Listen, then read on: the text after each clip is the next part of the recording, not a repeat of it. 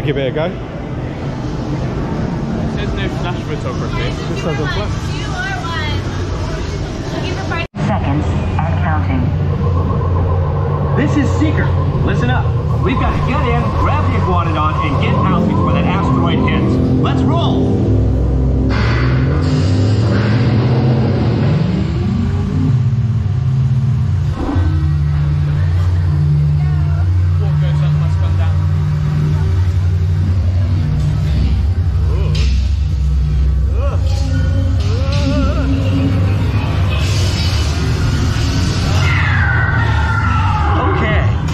Let's go get that dino. Computer, what are you tracking? Styracosaurus. Not our dino. Warning, meteor shower in range. Just little one. Oleoramus. Hadrosaur. Raptor. Iguanodon. Forget it! Get them out now! Asteroid impact. Brace yourself! This is it! They're not gonna make it! They're not gonna make it! Mission accomplished.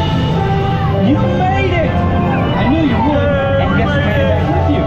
I better find you before security does. Hello, big dinosaur doofus. Hey, little guy. Hey, little guy.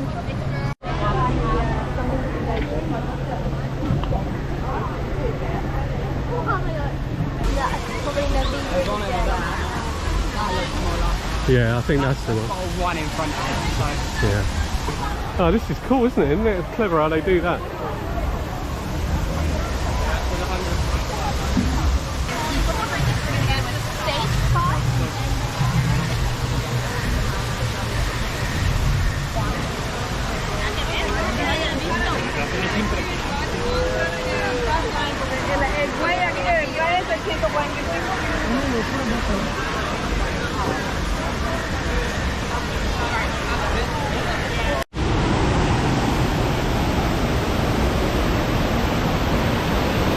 Everyone see me?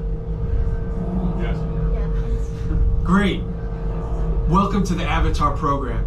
Soon, you're gonna have a chance to undertake an amazing Na'vi rite of passage, flying on the back of this powerful animal called an Ikron, or as we call it, a Banshee. The way you're gonna do this is by being matched to something called an avatar. And I'm here to help you guys get ready. But first, we have to scan you for Pandoran microparasites. Alright everyone, stay on your number and move your arms a bit. Okay, start scan. That's so cool. You've all got them. But don't worry, they're very common around these parts. Let's start the decon. Initiating GMR decon. Stand still over your number, you're not going to feel a thing. You're going to be matched to these things called avatars, which look a lot like the Na'vi. They're created by blending human DNA and Na'vi DNA. Once we match you to an avatar, thanks to a special link chair, your mind will be able to control that avatar. Using avatars to fly this way was all figured out by my boss, Dr. Jackie Ogden. She leads our science team, which is part of the Pandora Conservation Initiative, and we're here in the Valley of Moara studying banshees and their environment. Over a generation ago, this enormous company called the RDA created a lot of damage to the area through their bad mining practices and conflicts with the Na'vi. Just like on Earth, it can take decades for ecosystems to recover. One way to understand what's going on with an ecosystem is to study what are called keystone species. These are animals like tigers, jaguars, seals. The banshee is one of these important animals. Dr. Ogden is the foremost expert on studying the Ikron and has spent years researching them. Unfortunately, banshees live high in rookeries and humans can't get anywhere near them without becoming their lunch. But the Na'vi and avatars can. In fact, the Na'vi have been riding on the backs of banshees since their earliest history. Thanks to science, avatars can ride on banshees too. That's why you're linking to an avatar. It was Dr. Ogden who restarted the Avatar program. It's because of her that you're able to go through this rite of passage today. Pandora is a breathtaking natural world. I cannot wait for you guys to see it for yourselves. Okay, to get you flying on a Banshee, we need to find each of you an avatar. Let's prep the genetic sampling. I'm on it. Okay, first we need to find the compatible match of your genetic material with the genetic material of one of the avatar bodies that we already have. Once we do that, you'll be able to link to that avatar and fly. Help us out and move around a bit. Almost. Yes, got him. Now, let's find you your avatar matches.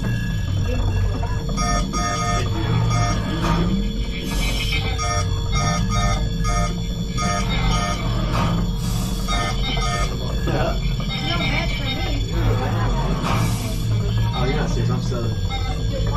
There you go. Oh, you're matched. Yeah. All right, Real match. you've all been matched with avatars. Ooh, looks like they're ready for you in the next room. Welcome, everyone. I'm Dr. Jackie Ogden from the Pandora Conservation Initiative. You're about to experience a ceremony that's very special to the Na'vi, flying on the back of an Ikran, or as we call it, a Banshee. To the Na'vi, connecting to an Ikran and flying on its back is an incredibly important rite of passage they call Ikni Maya. With permission from the Na'vi and in partnership with Alpha Centauri Expeditions, we can now bring this amazing experience to you. The way you'll be able to fly is by linking to an avatar that's already on the back of an Ikran. Let's see how this works. We establish a link using powerful psionic amplification equipment. A human driver is connected to an avatar, which could be physically hundreds of kilometers away. When you follow our technician into the link chamber, you'll see a series of 16 link chairs. Please go to the number that matches the number you're standing on now. First, stow your gear in the storage containers on the back wall. This should include all bags, cameras, and other items, including cell phones. It's important to push them all the way into the bin. Then get onto the chair as you would a bike. Straddle the seat, step forward, and sit down. Slide your hips forward until you are against the chest pad, and then move your feet all the way forward. Wait until you're seated before you put on your flight visors. Hold onto the hand grips as shown. It's important to hold onto the hand grips at all times. After you're seated, back and leg restraints will be firmly engaged. For your safety, throughout this entire experience, always remain seated and supervise your children.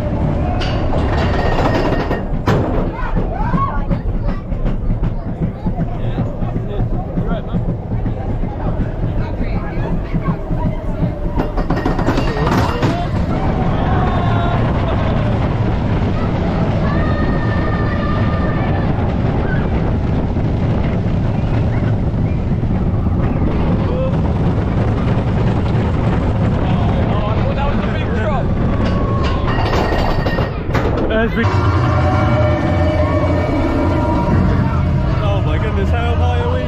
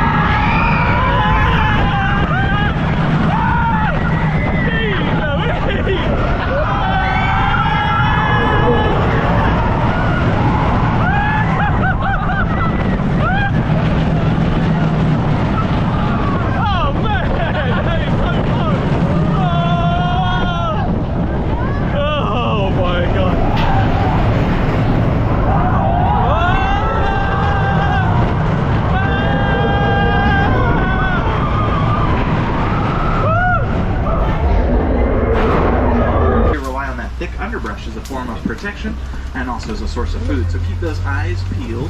To our right side are the okapis. The okapis have white stripes on their hindquarters, but they are not related to zebras.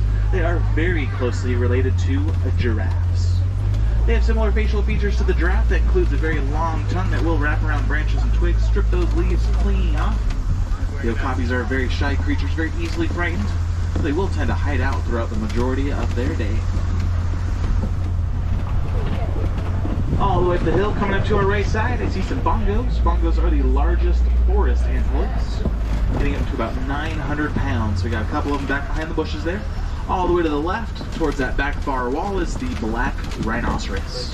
Black rhinos can get up to about 3,000 pounds. We got a second one coming up, a little bit easier to see just up the ledge. They are endangered. There are less than 5,000 of them left in the wild. They don't have very many natural predators, so their main threat are humans, poaching them for their horns.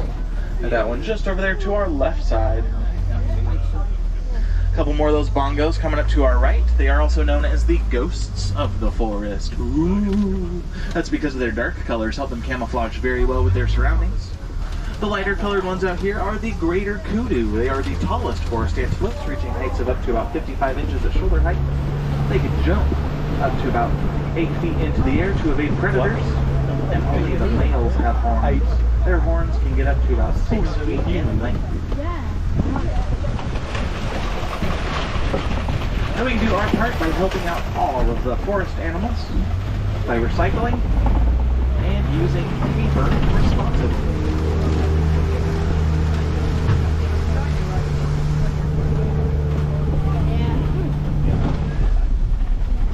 As we come out of the forest, we are now entering into the Safi River.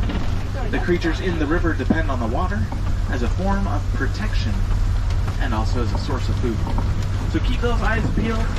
Look out for some hippos. You never know when one of them's going to pop up for a breath of fresh air, and that's because they can hold their breath for up to about 8 minutes at a time.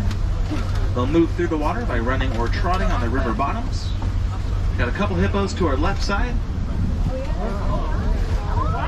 They can get up to about 5,000 pounds.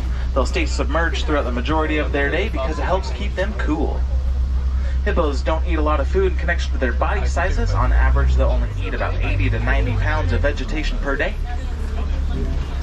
And if they happen to spend a little too much time out in the sun, they'll start to get a little pink. It's not them getting sunburned. What happens is that their skin releases this pinkish ooze that protects them from the sun. On the island to our left side are the pink-backed pelicans. They get their name from a pink colorization that appears on their back, which is more prominent during mating seasons. They have a wingspan of about 7 to 9 feet in length, and they are colonial nesters. That means that they will nest in groups anywhere between about 20 to 500 pairs. And we're about to come over a bridge. I just want to remind everyone to remain seated at all times. To our left side are the Nile crocodile. Crocodiles can get up to about 16 feet in length and weigh up to about 500 pounds. The baobab tree can go about 9 months out of the year without leaves on them to preserve water during drought season. Animals have been known to rip up some of the bark in search of water, and that is why the baobab tree is nicknamed the Tree of Life. So we'll see a couple more of those baobab trees as we continue our journey. We're now entering into the savannah. The savannah is home to some amazing creatures. You might be familiar with some of them, like the giraffe, the elephant, the zebra, and the lion, and of course many more creatures as well. Now I can't guarantee that we're going to see all of the animals today, and that's because they are free roaming, which means that we give them the ability to go where they want, when they want, in their respective area. Many of them will be out in the open for us, and occasionally we'll have some that like to hide out in some of the bushes. So be on the lookout, and some of these animals will disappear altogether because of migration and or sleeping patterns. To our right side, these are Ankoli cattle. They are a species of cow. They will communicate with each other by mooing. Their horns can get up to about 6 feet in length. They're not very heavy horns though. Each one weighs about 15 to 20 pounds. That's because they are not solid. On the inside of their horns is a honeycomb-like structure, which helps circulate their blood flow, regulating their body temperature, keeping them cool on very hot days. Really pointy, isn't it?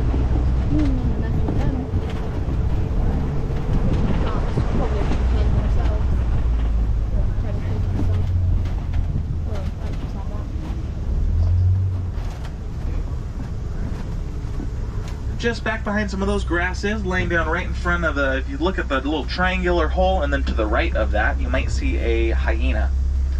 Hyenas are amazing creatures. They have a lot of different ways of communicating with each other. These are spotted hyenas. You might be familiar with their maniacal giggle, but they also have like a ghostly whooping sound that they'll use.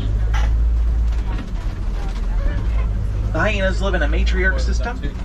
Means that their females outrank the males, so much so that the lowest ranking females outrank the highest ranking males. To our left and our right side, we have some wildebeest. Wildebeest are known for migrating. They can migrate anywhere between about 500 and 1,000 miles every year. They get their name from a direct translation that means wild beast.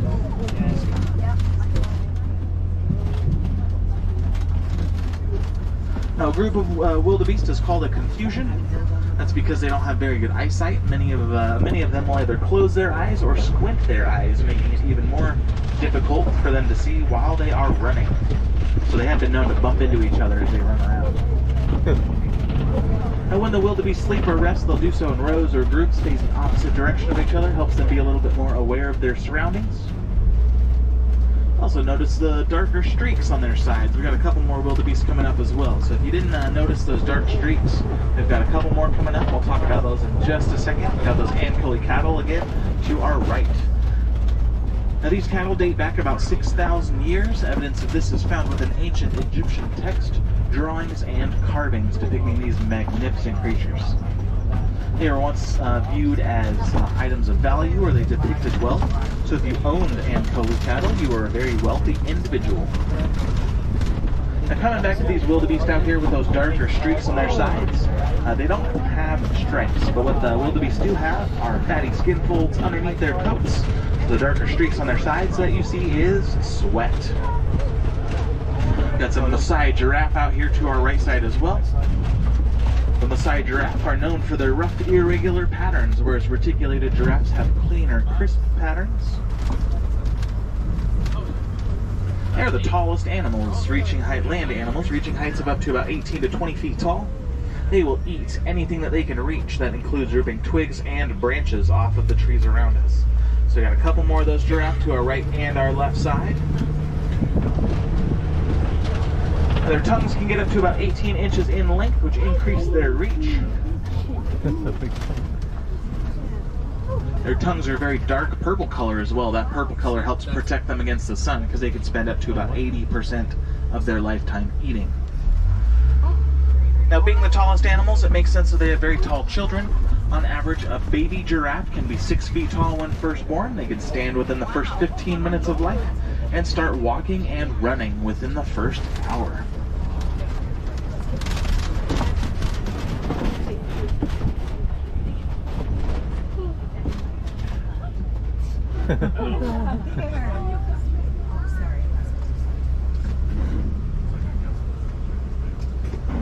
He's like, I was here first. Give this giraffe just a couple of moments to kind of figure out where it's going. I like to call these giraffe jams. Now, although their necks are extremely long, the one thing that giraffes and humans have in common are 7 neck vertebrae. So we have the same number of neck bones.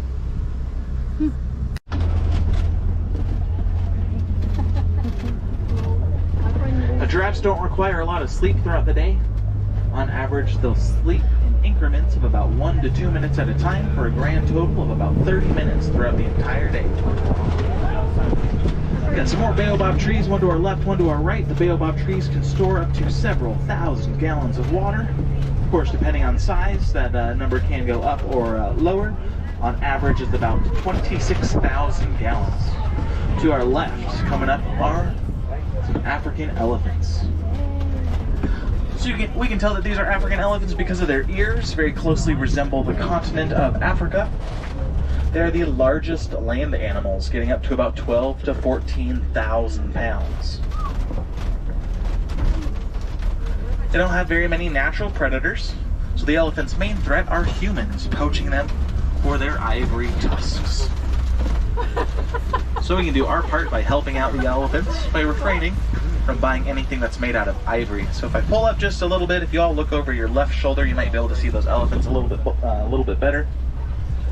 And in order to stay cool on hot days, they will flap their ears. Are the greater flamingo. The greater flamingo are the largest species of flamingo. They are also the lightest in pink. They get their pink color from a diet high of carotene, which is found in the brine shrimp and the other small water creatures that they eat. You'll notice a couple of gray or grayish flamingos out there. Those are the younger ones. They'll remain gray for the first 18 to 24 months of life.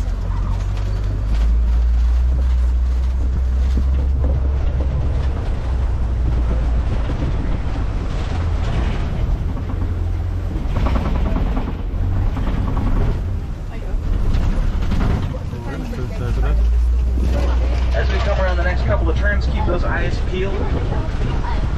Many animals like to hide out in the very thick vegetation around us. Cheetahs are the fastest land animals, reaching speeds of up to about 60 miles an hour. 0 to 60 in about 3 seconds, which is faster than this truck. The cheetahs will hunt primarily during the day, unlike other large cat species.